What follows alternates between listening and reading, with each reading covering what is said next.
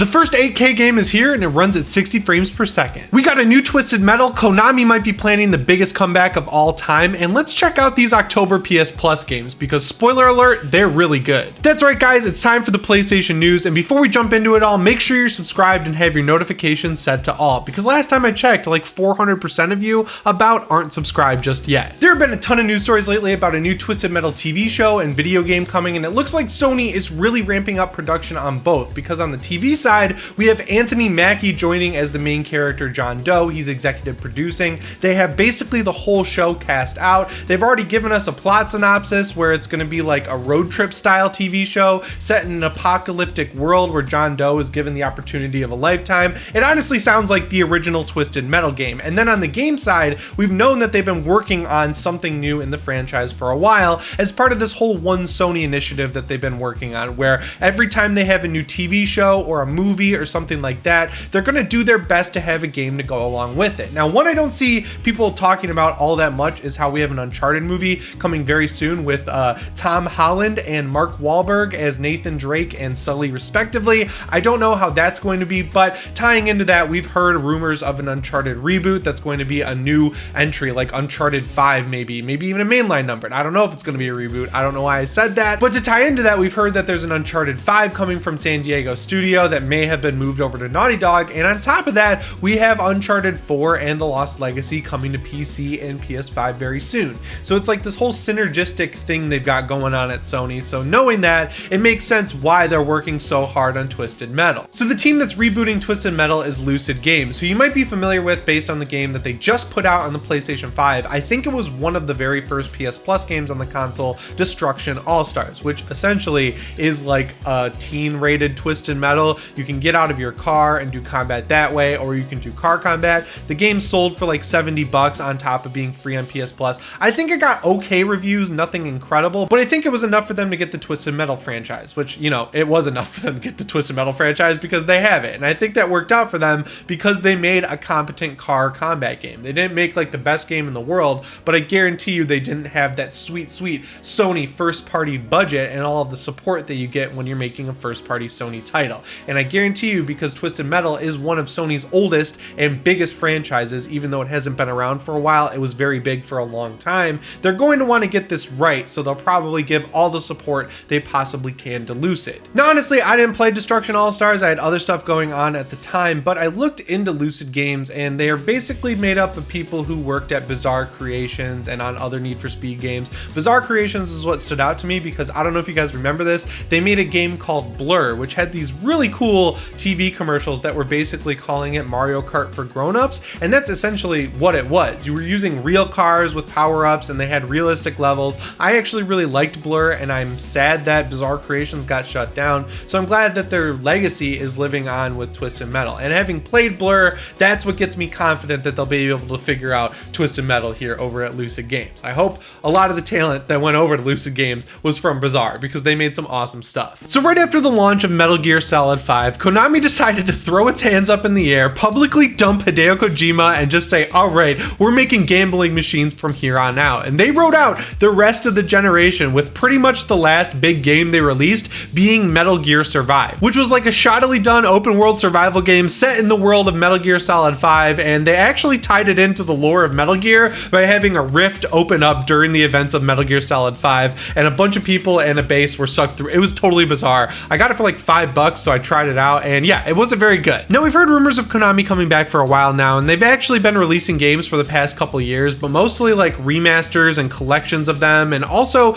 weird games on iPhone and sometimes Nintendo Switch. Like, we got the Castlevania collection, which was really good. It had a couple Game Boy games and the first 3 games in the Castlevania series. I loved that. We also just got the Castlevania Advance collection, which is one of the best things I've had to play on my Nintendo Switch this year, and I'm going to rebuy it on PS5 because I want that collection on my TV. They did a really good job upscaling it. And then finally, we also had a weird Contra game where you could play as a panda, and it wasn't very good. It was like not Contra, right? It was like a top-down game, twin stick shooter. It just like felt not like Contra. I feel like that's the best way to put it. But we've also heard a ton of rumors about stuff like Silent Hill, Castlevania, Metal Gear Solid coming back from studios like Kojima Productions or Blue Point Games, and none of it has really been confirmed until recently. So all of this started with with the website Videogamechronicle, which is one that I really wasn't aware of before this year, but since I started doing these news videos, they come up every week doing awesome reporting, and they're definitely a trustworthy source here,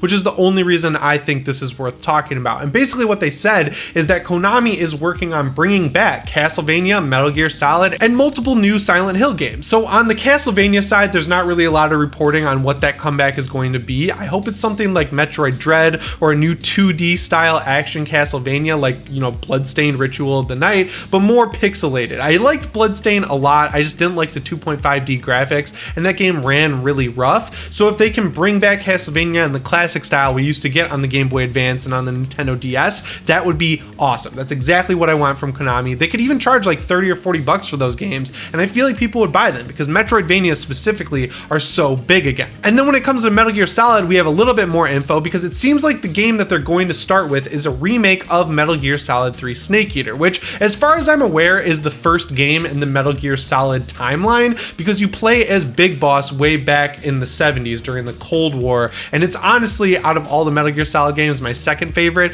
Peace Walker is like a direct sequel to Metal Gear Solid 3, and that's my favorite Metal Gear Solid, but after that, I'd have to say Snake Eater is my favorite because it was so ahead of its time. Instead of being like an open world game like Metal Gear Solid 5, it was a level-based game that was sort of linear, but you had big open areas to explore that were connected by corridors. And from a gameplay perspective, I really like Snake Eater because as far as like playing the game goes, you had a lot of freedom of control. You could kind of beat bosses in multiple different ways, and you were always rewarded for doing it non-lethally, but then it just didn't give you like complete freedom. You couldn't just run around this big open Afghanistan map and not really know what you were doing like in Metal Gear Solid 5. It was contained in a really smart way, and just the story, oh man, if you guys have never played Metal Gear Solid 3, the story in that game, probably the most easy one to keep up with in the Metal Gear Solid franchise, but the enemy being Boss, like Snake's trainer and like Snake's mentor, and then she betrays him, like, oh my god, it is such a good game. So if they're remaking that, I want them to keep the story exactly the same. I want them to keep the gameplay pretty much identical. Just make it look like a newer game because it was so ahead of its time. I feel like it would fit in with a lot of its contemporaries right now, you know what I mean? And then finally, the bread and butter on all of this is Silent Hill. That's the one that I'm personally most excited for because Silent Hill is a franchise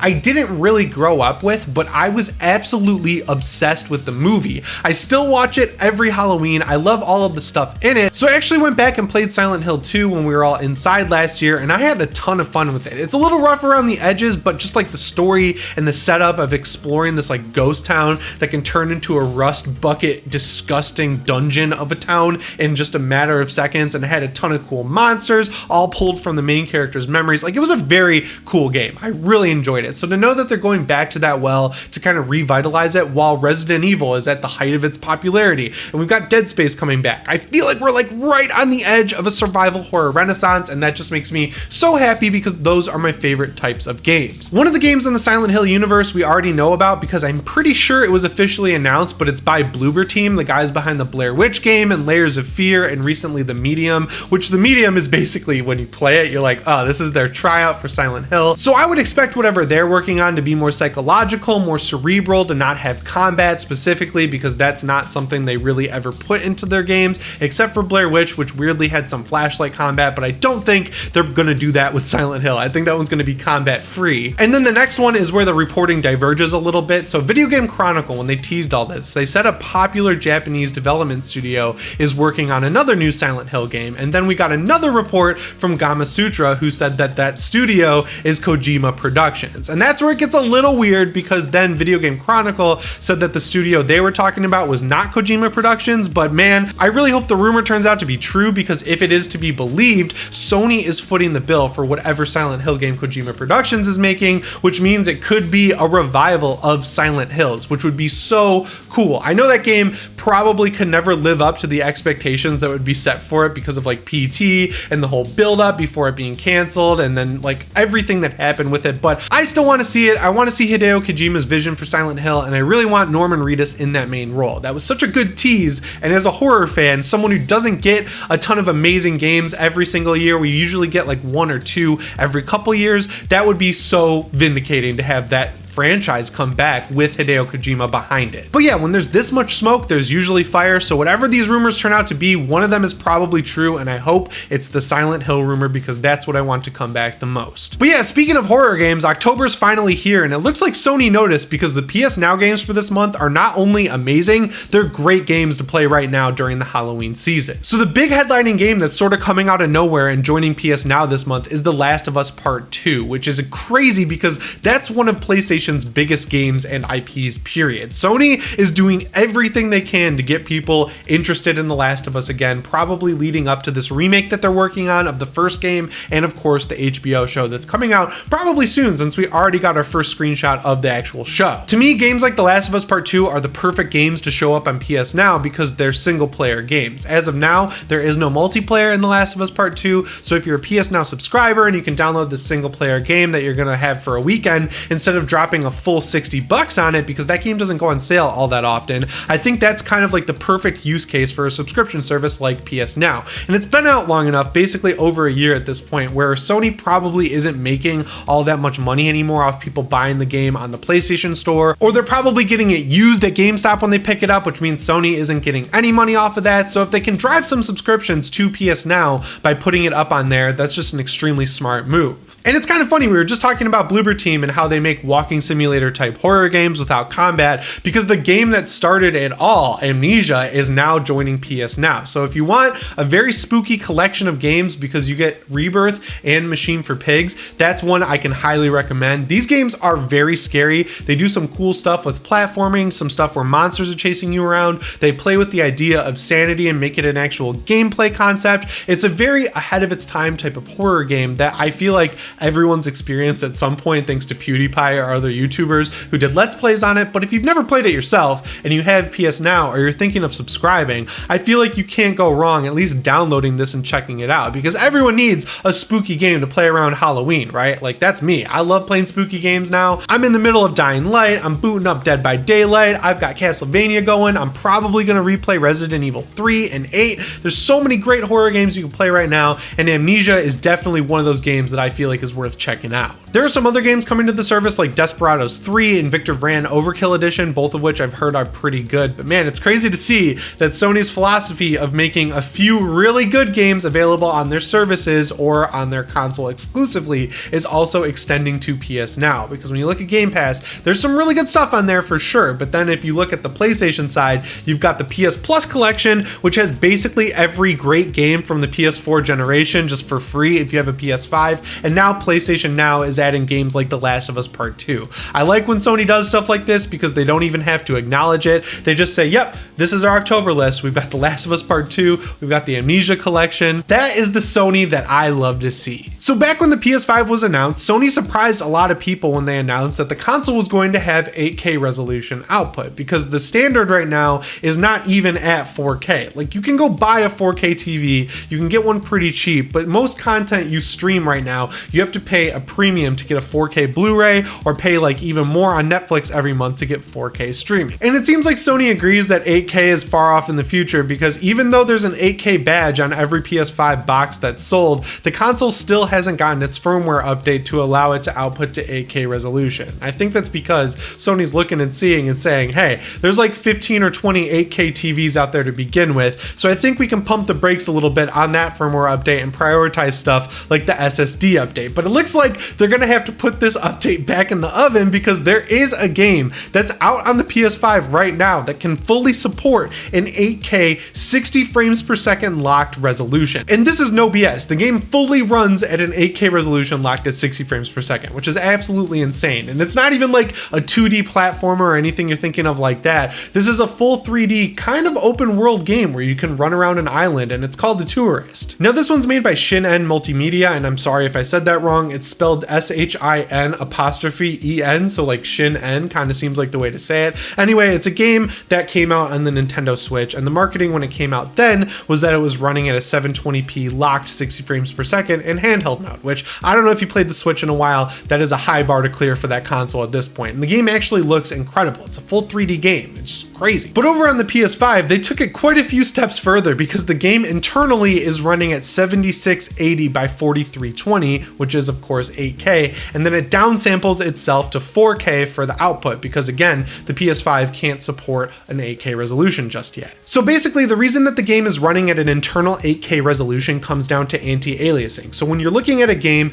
and you see a diagonal line or a straight edge or something like that and it looks a little jaggy, that's because the anti-aliasing either isn't turned on or it's not dialed up all the way. The higher you dial it, the smoother lines are going to be, and a way to combat that jaggedness is to run the game at 8K and then downsample it to 4K to really smooth out the edges. And this is a voxel based game, which is basically like the game world is built with a bunch of little cubes, which means a lot of straight lines. So for them, the smartest way to make these lines smoother was to just use this 8K internal resolution. It makes a lot of sense when you read through it over on Eurogamer. Digital Foundry kind of wrote it up on the Eurogamer website. I highly recommend checking it out. So over the past month or so, thanks to this video that I made with my friend Austin Evans, where we tore open the new PS5 that has a smaller heatsink, there's been a little bit of controversy going around in the PlayStation world. But as it turned out, the reason that they went with a smaller heatsink on the first revision of the PS5 is because the first one they made was doing almost too good of a job at cooling. Like they went overkill with it, and it was doing such a good job that they can make the heatsink smaller and really not lose any performance. But ever since Austin and I tore open the PS5, I've been really interested in going in and checking out the other parts that are inside of it because it's very clearly